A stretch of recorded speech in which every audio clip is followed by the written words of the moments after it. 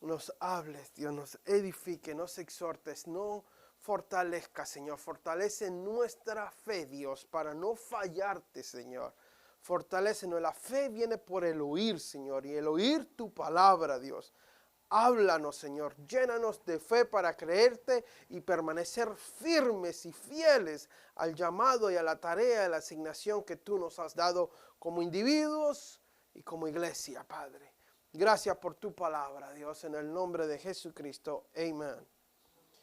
El libro de Mateo es un libro que fue escrito anónimamente. Anónimamente porque no hay en ningún lado explícito que lo escribió Mateo, pero los eruditos han tomado la tarea y se dieron la tarea de buscar quién lo escribió y hemos hallado que fue Leví, que es Mateo, por eso el libro lleva el libro de Mateo, que era un cobrador de impuestos. Esto ellos lo hacen basado en la litúrgica de la iglesia temprana. Y a él es que se le nombra el libro de Mateo, pero en sí no es un libro que él mismo se expresa como el autor del libro de Mateo. Eso me parece interesante, eso habla de Mateo en sí mismo. En parte era por su trabajo y su título, era un cobrador de impuestos. Y Mateo no estaba muy interesado en darse a conocer de que era un cobrador de impuestos. Es como que Lanco San escribe un libro y te dice, ¿y este qué puede bueno tener este? Y este ahora habla así, que si supieran quién era, este me cobraba taxas. Y de una manera anónima, como que dice, mejor no voy a decir quién yo era. Así reciben la carta mejor, ¿verdad? Y no dice quién es en ningún lado, pero nosotros obviamente sabemos que es el Leví, el cobrador de impuestos.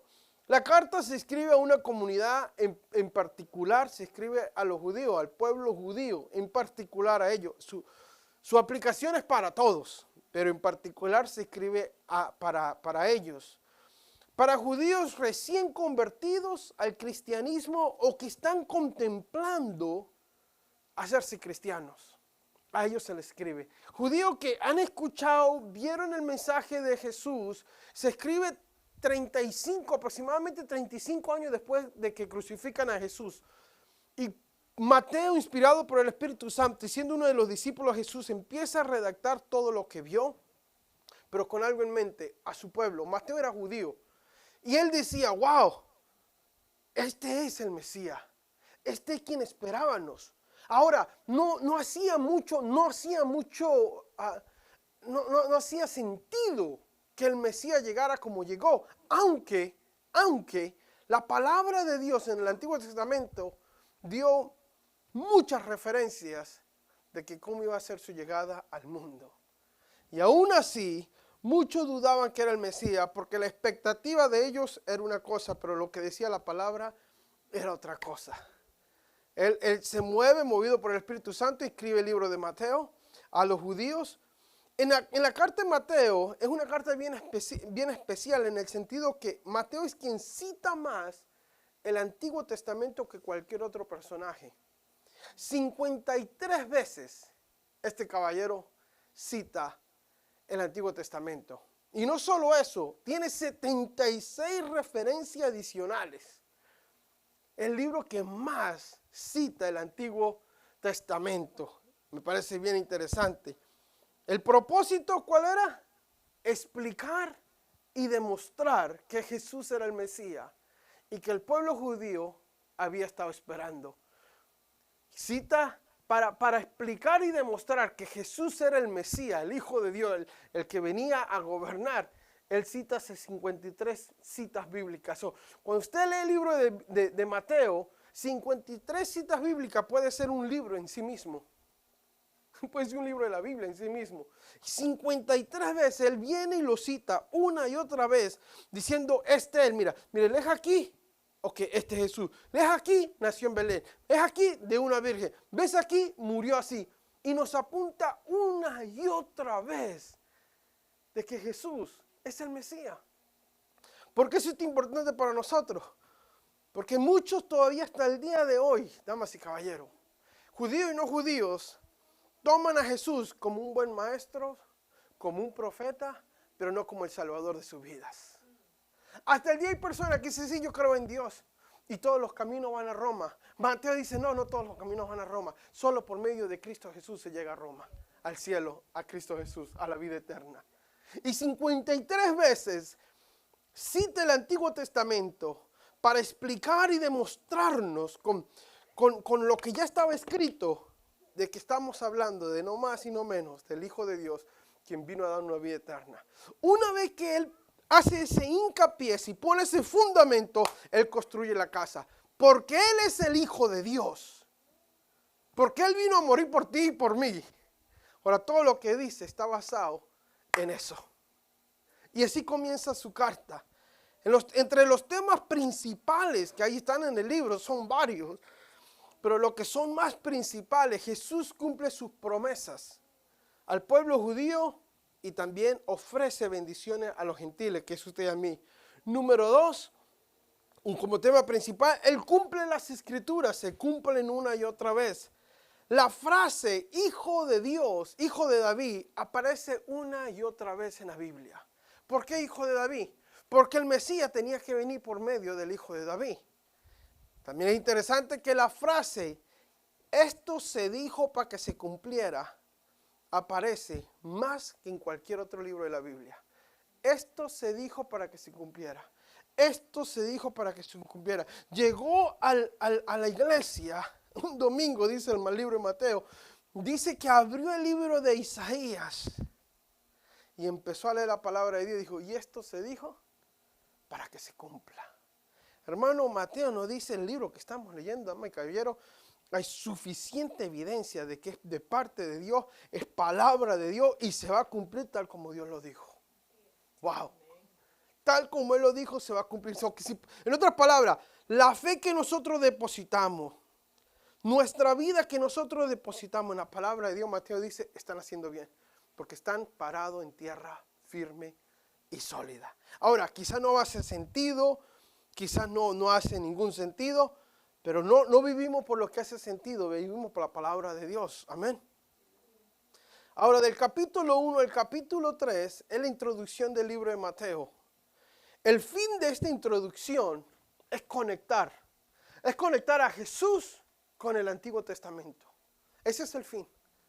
Conectarlo, decir, Jesús es el Mesías.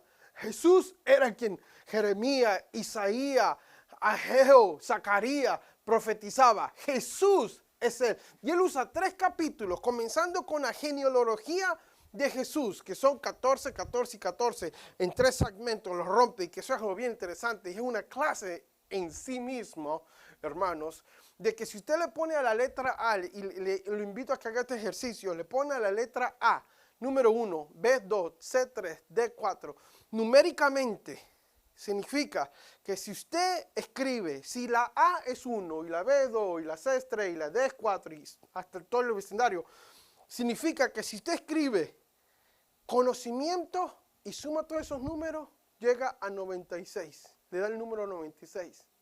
Si usted escribe hard work, trabajo duro en inglés, y digo inglés porque es el lenguaje universal como es el griego, eso es interesante e importante notarlo.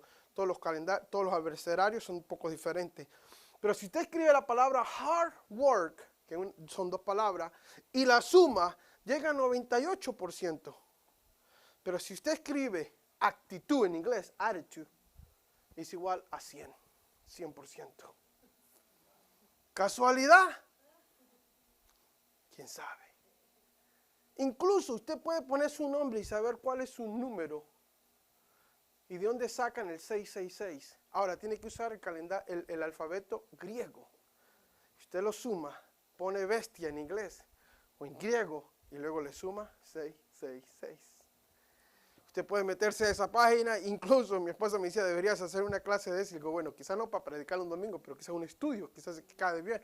Porque me pareció bien interesante. Es en sí una rama de estudio. Se llaman, los primeros 3 libros conectan a Jesucristo con el Antiguo Testamento, empezando por diciéndole a ellos, viene de Abraham, luego a Abraham se le da la promesa, luego viene David, y luego, es interesante que en esa genealogía de Jesús, hermano, hay 3 mujeres, y una de ellas es una prostituta, que no solo es prostituta, que ya se hubiese sido ya escandaloso, sino que es gentil.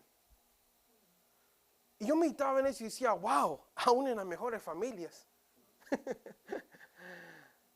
Y eso no descalificó al Señor, sino que aún así el Señor se glorió. Y eso me habla de que mi pasado, como aprendieron no hace mucho, mi pasado es mi pasado.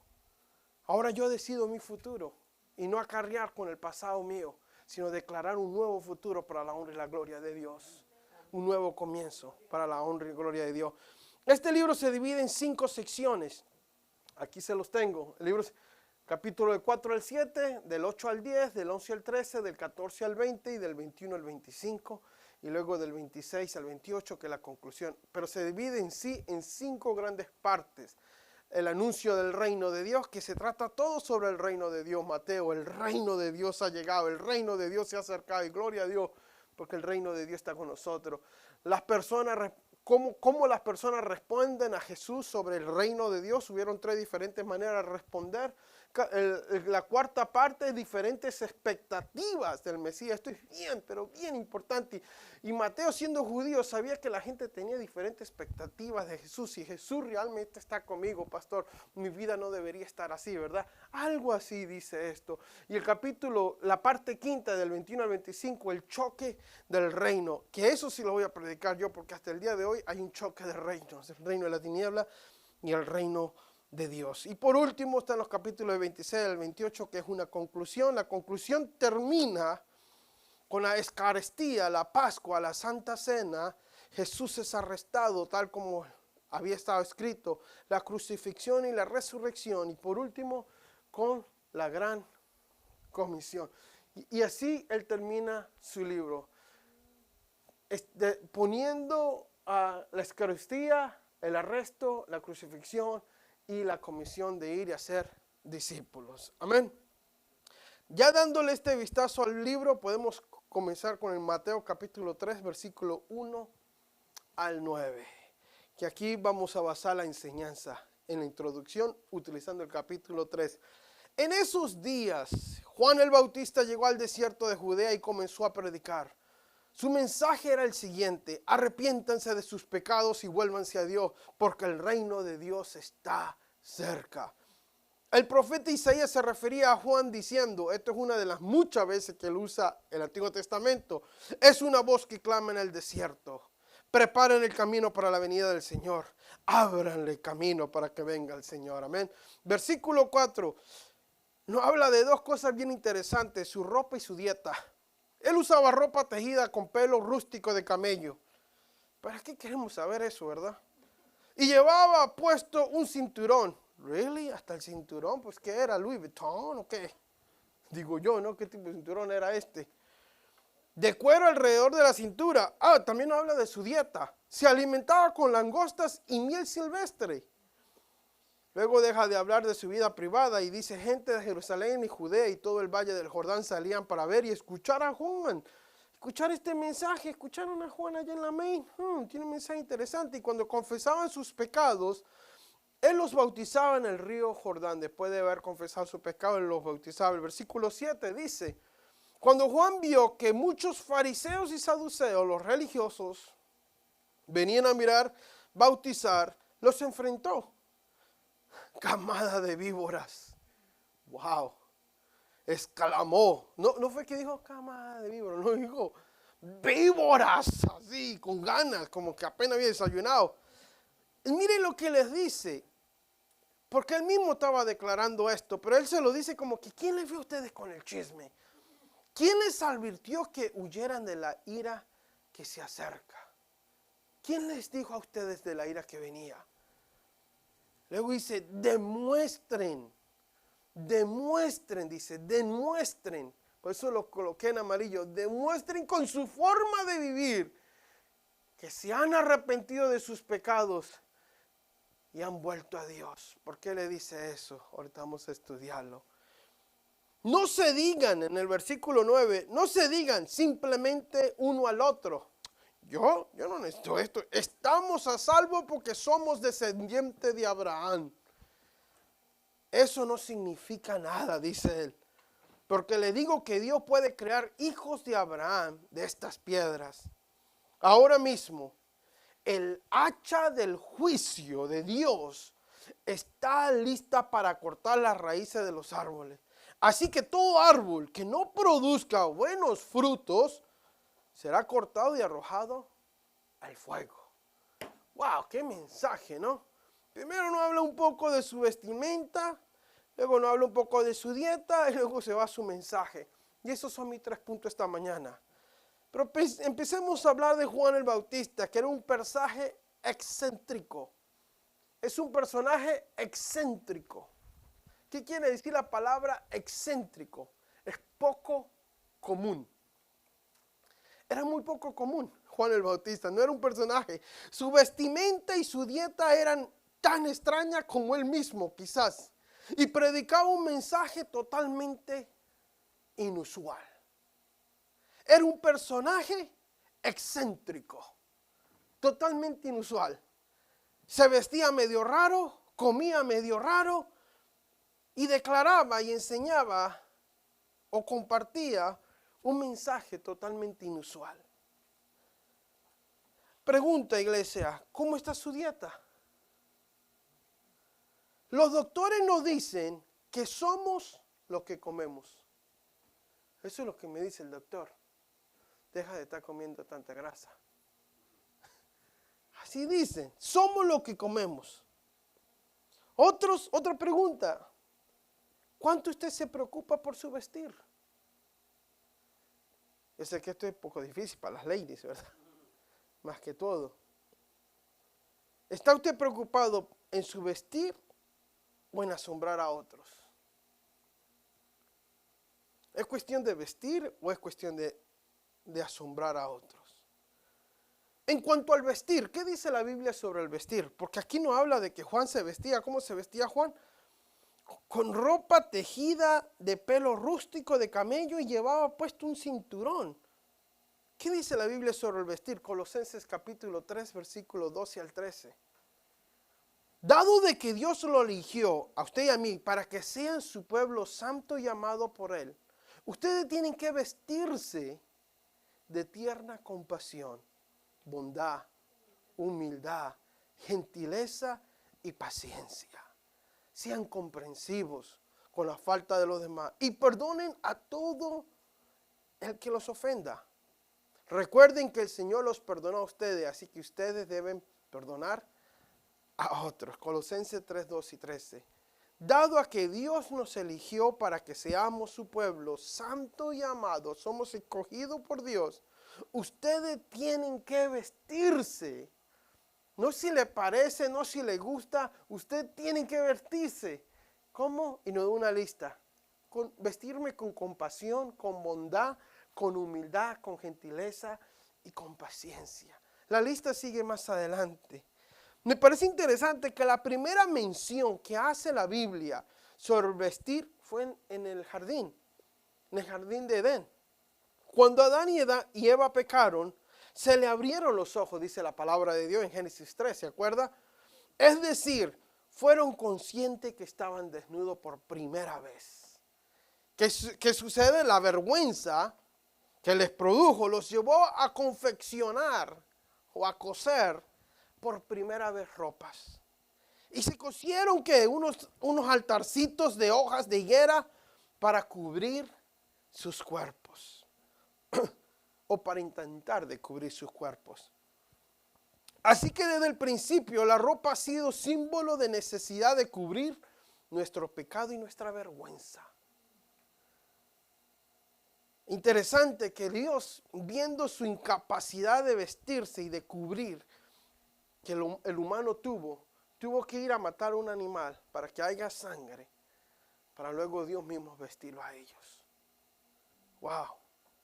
En la historia de la humanidad, los estilos y colores de ropa han sido indicadores de que estatus, riqueza, posición y el género de una persona. Han sido indicadores de estatus, riqueza, posición y género de una persona. Jesús nos enseñó en Mateo 6 que no nos preocupáramos por la ropa que deberíamos ponernos, porque Él dice que Él viste la hierba del campo. ¿Cómo así no nos vestirá a nosotros? Y dice él, si yo he visto la hierba del campo, que hoy es y mañana es tirada, ¿por qué ustedes se preocupan qué se van a vestir? Es interesante que el Señor nos llama a no preocuparnos qué nos vamos a poner. Pero en la otra mano nos está diciendo, pero ustedes deben de vestirse. Entonces, ¿qué quiere decir? Que cuanto a nuestro hombre interior, a nuestro ser interior, Dios dice a ese sí vístanlo. No se preocupen tanto por lo de afuera, preocúpense por lo de adentro. A ese sí vístanlo. Y nos dice cómo lo vestamos ahí en Colosenses. Vístanlo lleno de bondad, compasión, humildad, gentileza y paciencia. A ese sí vístanlo. No se preocupen cómo tanto están vestidos por fuera. Y no creo que el Señor nos está diciendo venga como usted le dé la gana. Tampoco es eso. Pero no, lo que realmente nos está diciendo es, ustedes están más preocupados cómo se ven por fuera que cómo se ven por dentro. Van a las tiendas y se tiran un día completo para encontrar el traje especial, la combinación linda. Pero cuando vienen las palabras de Dios no se toman el tiempo para decir, esta camisa vieja de enojo tengo que quitármela. Y déjenme ponerme esta camisita bonita que dice compasión, paciencia, bondad. Nos tomamos el tiempo para ir y buscar ropa y gastar. Pero qué poco hacemos cuando hablamos del hombre interior. La ropa va mucho más allá. Efesios dice, vístanse de toda la armadura de Dios. En esta versión, que es la viviente, dice, pónganse. Cuando usted ve la palabra póngase, la Reina Valera dice, vístanse.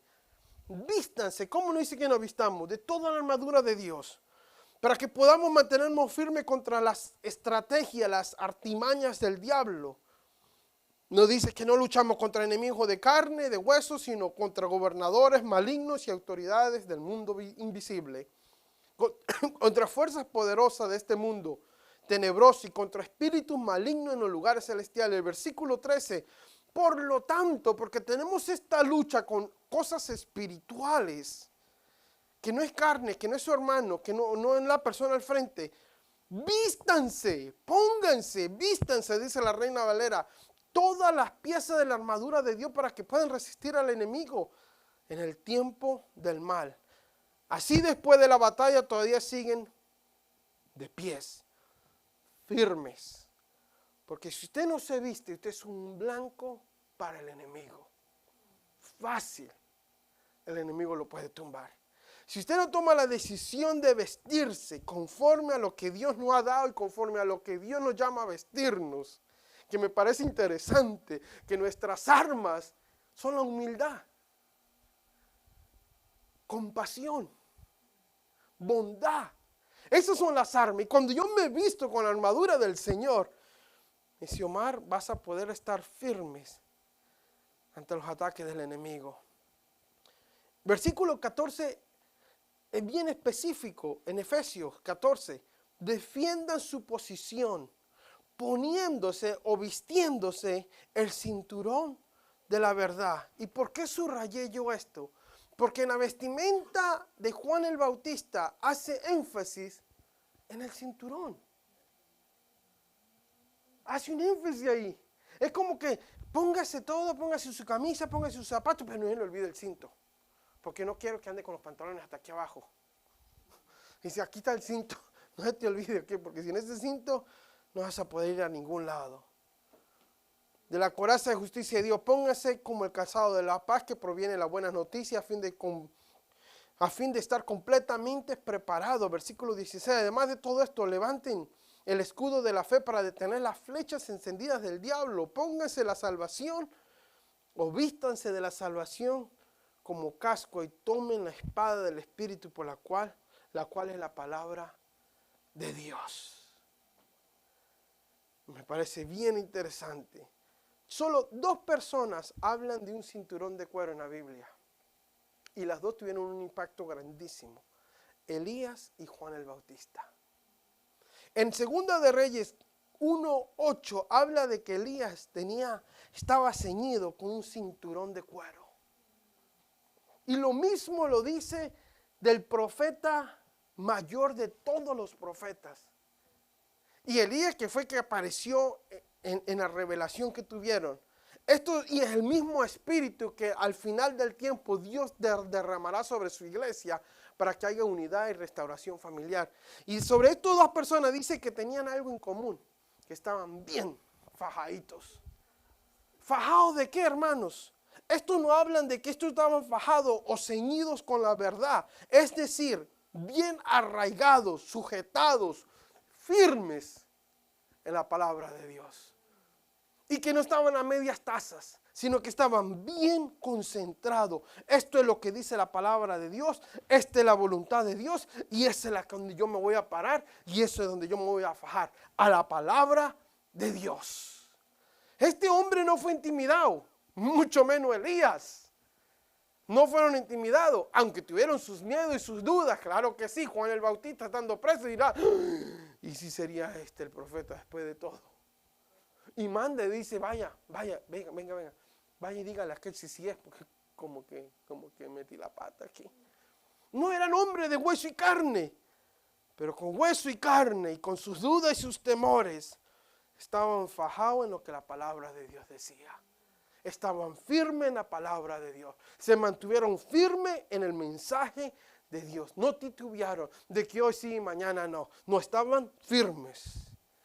Vivimos en un mundo en donde las personas gastan miles de dólares en ropa e ignoran la verdadera belleza, la belleza espiritual, la belleza de adentro.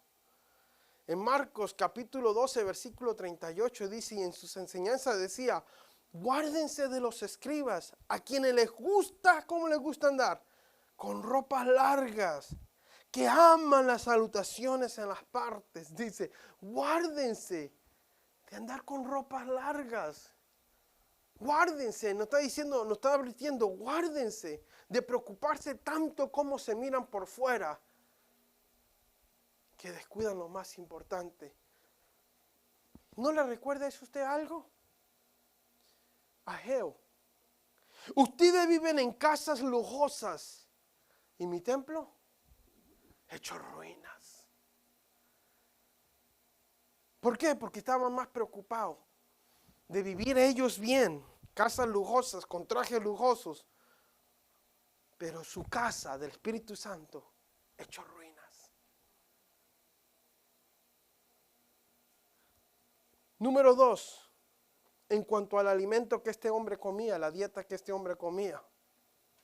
¿Qué dice Ezequiel capítulo 3, versículo 1 al 4? La voz me dijo, le habla Dios a Ezequiel, hijo de hombre, come lo que te doy, cómete este rollo. Luego ve y transmite el mensaje ¿a quién? A los israelitas. Así que abrí la boca y él me dio a comer el rollo, el pergamino, las hojas. Llénate el estómago con esto, me dijo. Al comerlo sentí un sabor tan dulce como la miel. Esto es lo que habla Juan el Bautista, que comía miel. Luego me dijo, hijo de hombre, ve a los israelitas y dale el mensaje. No hay ningún otro mensaje que no podamos dar que no es este. Pero Dios primero dice, cómanselo. Cómanselo. Le dice, hey, mijo, aquí está. Vaya, cómaselo. ¿Cómo? Sí, cómaselo. Y aquí le agarra las hojas y luego la otra. Y literalmente se lo comen, dándonos a nosotros una revelación espiritual de lo que debemos de hacer como hijos de Dios, como predicadores, maestros y como cristianos. Que Dios dice, devórense, cómanse este libro para que puedan tener algo que compartir allá afuera. Y no estén compartiendo sus ideas chuecas y filosofías. No, cómanse el libro, tráguenselo. Y ¿sabe qué es lo interesante? Que cuando usted lo empieza a comer, es una dulce miel en nuestro paladar. Y no es así la palabra. Que uno dice, Ageo, pues ¿qué tiene el libro de Ageo si yo ni que lo he leído? Pero cuando lo empezamos a leer y a entender, qué rico banquete fue ese del miércoles, ¿verdad? porque es dulce como la miel la palabra de Dios. Y el Señor le dice, cómetelo. Y luego que estés lleno de la palabra de Dios, ahora sí ve y compártelo. Ahora sí ve y llévalo. Pero primero, cómetelo. ¿Qué dice Juan 6:33? Pues el verdadero pan de Dios es el que desciende del cielo y da vida, y da vida, y da vida al mundo. Su pan, su verdadero pan, es el que nos da vida, iglesia. El que nos fortalece. El que nos mantiene y nos ayuda a mantenernos enfocados en las cosas de Dios. Deje de comer, usted se va a sentir débil. Lo que nosotros le llamamos se enfría, pero es porque no ha comido. ¿Y sabe quiénes no comen, iglesia? Los enfermos. Un enfermo no quiere comer. Porque es que está fuerte y sano, dice, tráigame otro, por favor. Así como Juan tenía una dieta extraña, nosotros también tenemos una dieta extraña a la de este mundo. ¿No es así? Nuestra dieta, la suya y la mía, como hijos de Dios, como seres espirituales, está compuesta de la palabra de Dios. Pues no solo de pan vivirá el hombre, sino de toda palabra que viene de Dios.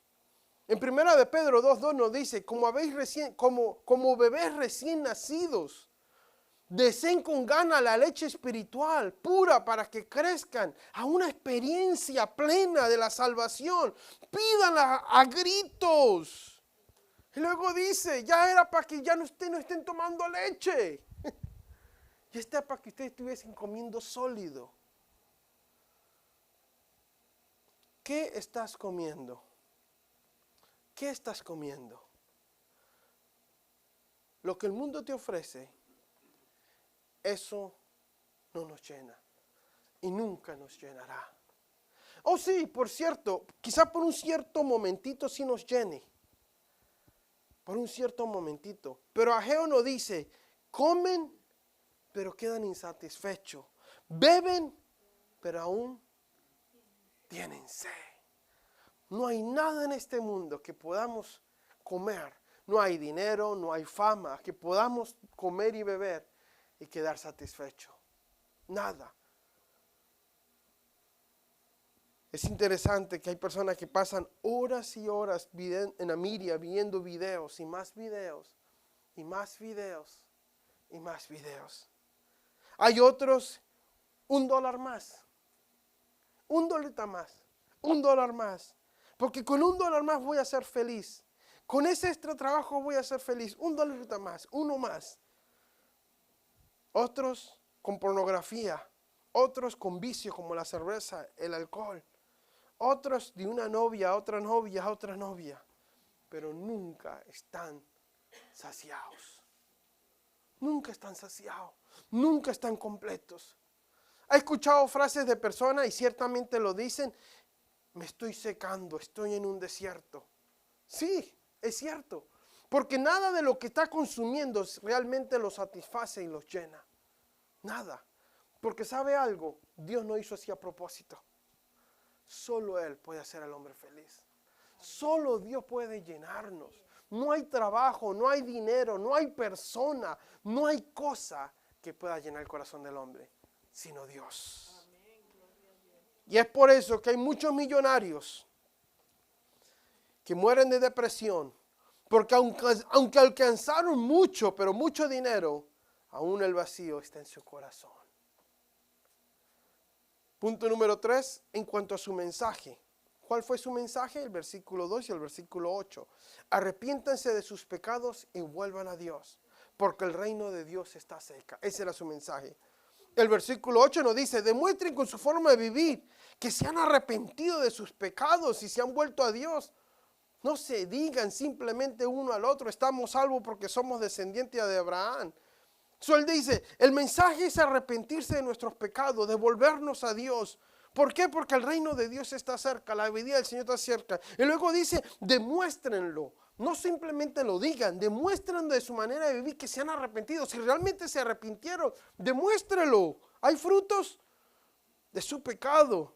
No se digan, yo voy a la iglesia todos los domingos. Mi abuela era cristiana. El mensaje de Juan era el mensaje de juicio para aquellos que no se arrepentían. ¿Y cómo lo explica este juicio? Bueno, lo explica diciendo que todo árbol que no da fruto y se echa al fuego. Es cortado y echado al fuego. Así dice Juan, dice, si usted no da fruto, lo que le espera es el hacha. Y el hacha ya está puesta, dice. Dios requiere fruto en las vidas de los cristianos. Juan 15:2, Él lo requiere. Esto debe ser parte de nuestro mensaje evangélico, que se necesita fruto. Dice, haced pues frutos dignos de arrepentimiento. Lucas 3:8. Muchos dicen, yo soy cristiano. Muchos dicen, yo soy cristiano. Yo creo en Dios, dicen muchos. Yo creo en Dios. ¿Cuántas personas no nos hemos topado que dicen, yo soy cristiano y yo creo en Dios? Es como que uno dice, bueno, entonces, ¿qué puedo hacer por ti? Ya conoces, ya crees, ¿verdad? ¿Cómo contesta Juan a esa pregunta? Muéstrame tus frutos. ¿Dices ser cristiano? ¿Dices conocer a Dios? Ok, bien. Excelente. ¿Dónde están tus frutos?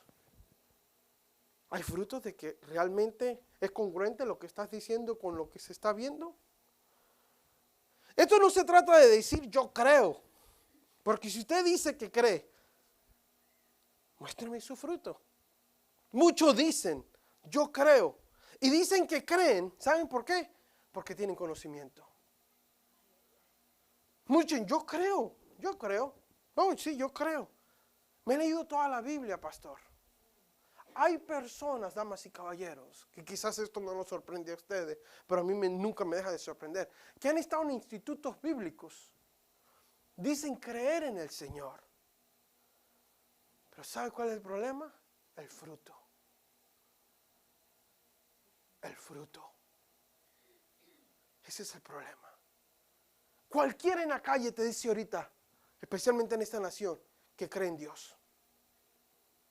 Cualquier amigo suyo, amigo mío, cualquiera te dice, yo creo en Dios.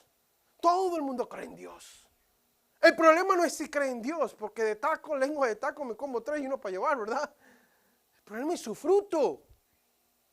Juan va al corazón, va a la raíz. Dice, ¿cuál es tu fruto? ¿Cuál es tu fruto?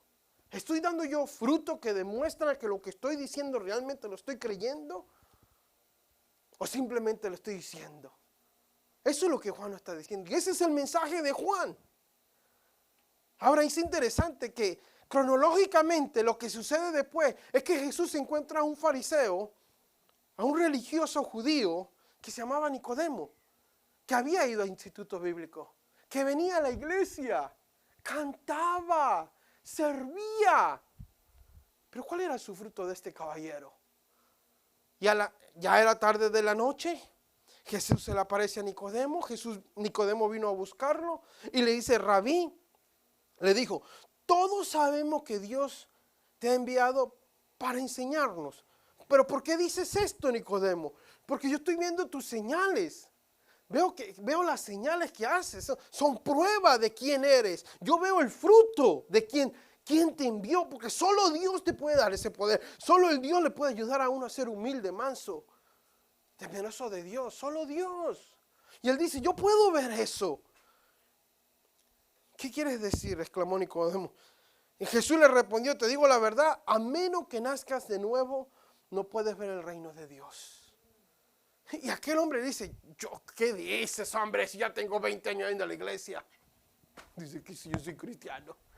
¿Qué chiste es ese, verdad? Dice que si yo soy cristiano. Ya tengo mi sillita ahí con nombre y todo. Y dice que sí, que si necesito nacer de nuevo. Está chistoso este pastorcillo. Sí. Porque crees que sabes. Escucho. Porque crees que sabes. Crees que eres cristiano. ¿Y tus frutos? ¿Qué dicen? ¿Realmente eres? ¿Realmente eres? Oh, ¿sabe qué es lo que pasó? Es que se vistió. Recuerden que empezamos hablando de la vestidura. Se vestía como cristiano. Se viste como cristiano. Actúa como cristiano. ¿Pero qué come? Es el problema. ¿Qué está comiendo? ¿Qué se está nutriendo? Al Señor no lo engañamos. Aquí yo me puedo comer la ensalada con ustedes, Pero saliendo el taconazo está ahí nomás a la vuelta de la esquina.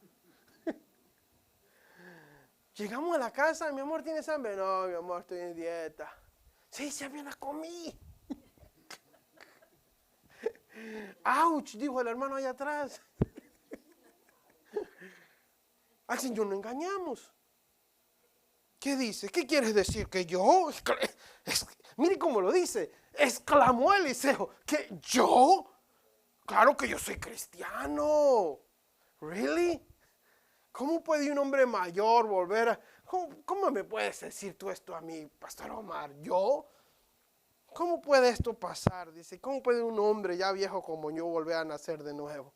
Jesús le contestó, te digo la verdad, Nicodemo.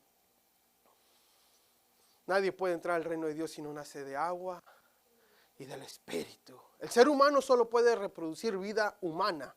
El ser humano solo puede reproducir vida humana. Pero la vida espiritual nace del Espíritu Santo.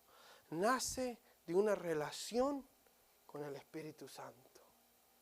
Y da luz una vida espiritual. El viento sopla y hace donde lo que él quiera. De la misma manera, porque aquel está perdido, ¿verdad? Y Jesús lo me dice, este está bien perdido. Dice, el viento sopla y va para donde quiera. Y no lo vemos, lo escuchamos y lo sentimos. Así como el Espíritu Santo se hace sentir en este lugar. Y le da testimonio a su corazón de lo que Dios está hablando. No lo vemos, pero lo sentimos en nuestras vidas. Así es el Espíritu Santo. Muchos piensan que por asistir a la iglesia y que saben sobre la Biblia no necesitan nada más. No necesito nada más. Incluso no necesitan ir a la iglesia porque saben tanto. Pero aún muchos han asistido a institutos bíblicos, pero su fruto es engaño, es mentira, es abuso, adicción, peleas. Son amargados, enemistades, pleitos, celos, iras, contiendas, envidias. ¿Sabe? Yo no me inventé esta lista. Yo no me la inventé. Está en Gálatas, capítulo 5, versículos 16 al 23. Viven así. Y no es algo aislado. Es un estilo de vida. No es que, no. Viven contiendas. Viven pleitos. Viven celos. Viven en iras y en engaños y en robo. No es que de repente, que tenían mucho allá. Déjenme llamarme a la casita que yo lo necesito. Y de repente el Espíritu dice, hey, estás mal, regresa a eso. No, este se roba uno y llega para ver si a este también me lo llevo. Es estilo de vida. No es que yo tengo una contienda con un hermano que no cuadramos de ojo a ojo, sino es que tengo contienda con todo el mundo. Y estoy como aquel enfermo que llega al doctor, me duele aquí, me duele acá, y me duele por aquí, me duele aquí, doctor, ¿qué hago? Y el doctor lo checa y le dice, mire, amigo, usted está bien, ¿a dónde es que le duele? Mire, aquí, ay. Y el doctor le mira el dedo y dice, mire, su problema es el dedo.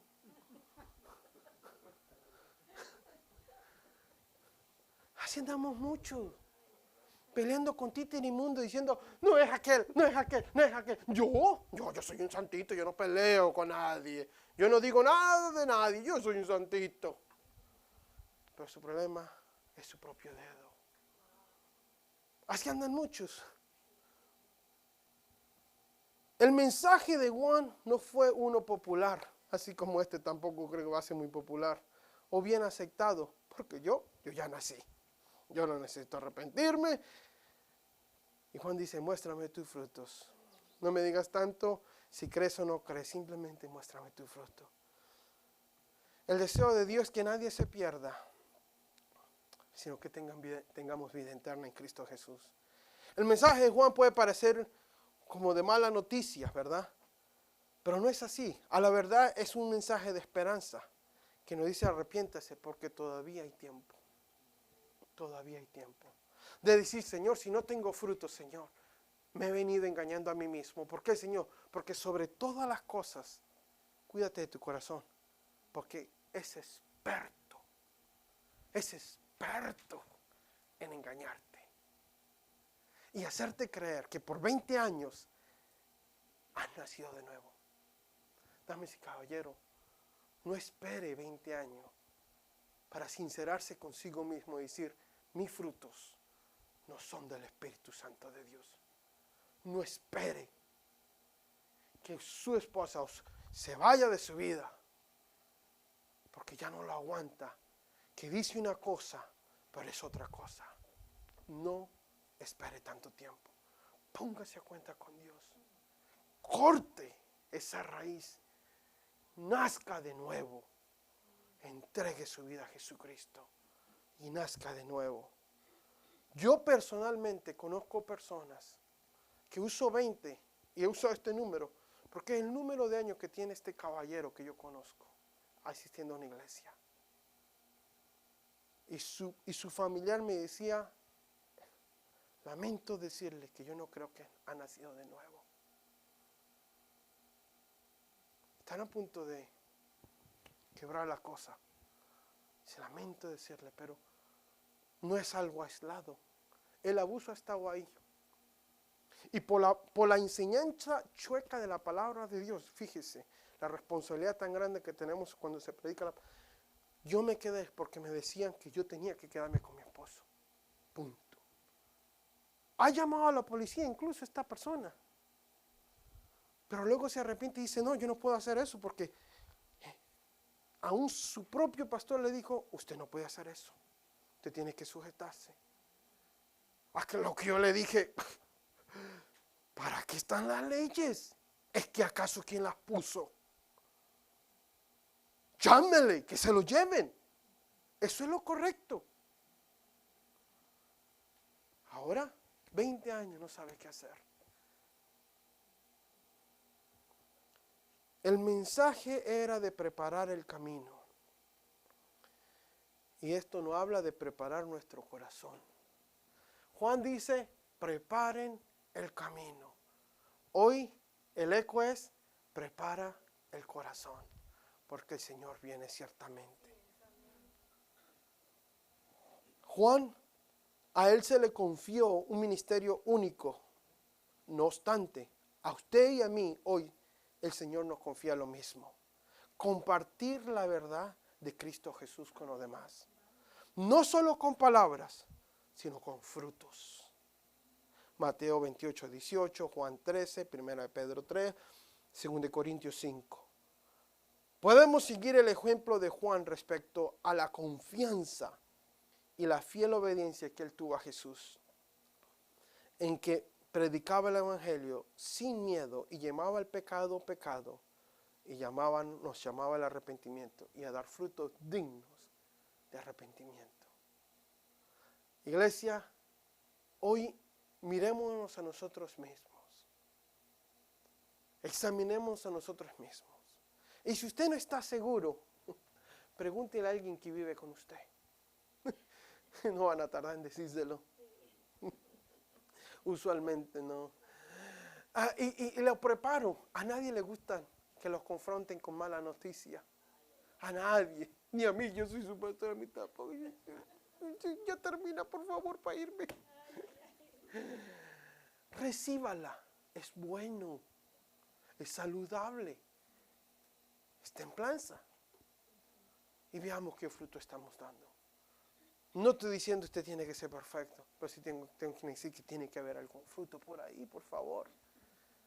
Termino diciendo, ¿es usted solo hojas? ¿Es solo usted solo hojas? En este mismo evangelio encontramos la historia, que quizás no sé si la voy a predicar, que Jesús iba al templo, iba a la ciudad, y dice que miró una higuera, pero full de hoja frondosa, bien verdecita, bien bonita, y dijo yo, ahí va a estar un mangazo. Que mira lo bonita que se mira. Pero cuando fue, no halló nada. ¿Sabe qué halló? Un buen vestir, palabras elocuentes, una aleluya, un gran escenario, pero nada de fruto. ¿Qué pasó? Una advertencia muy seria. La secó. La secó. Hermanos, a Dios nos engañamos. Que los frutos, que Dios nos ayude a dar fruto. Que este abono que Dios nos da sea para dar fruto y para llevar fruto, para que otros coman. Se pone de pie conmigo. Dios es bueno, amén. Quiero pedirle que se tome el tiempo y le pida a Dios. Si usted cree estar dando un fruto, pídale a Dios que sean mejores los frutos. Frutos grandes, jugosos, grandes. O pídale a Dios, Señor, quiero dar más frutos, Señor. Quiero llevar una vida que te honre. Quiero ser un árbol que te lleno de frutos para tu honra y tu gloria, Padre. Abóname, Señor. Ayúdame a meditar en tu palabra, a comérmela, Señor. Porque eso me nutre, me fortalece, Señor. Y luego, ¿sabes qué pasa, hermano? Empiezas a dar fruto. Empiezas a dar un fruto apacible, de justicia, de verdad.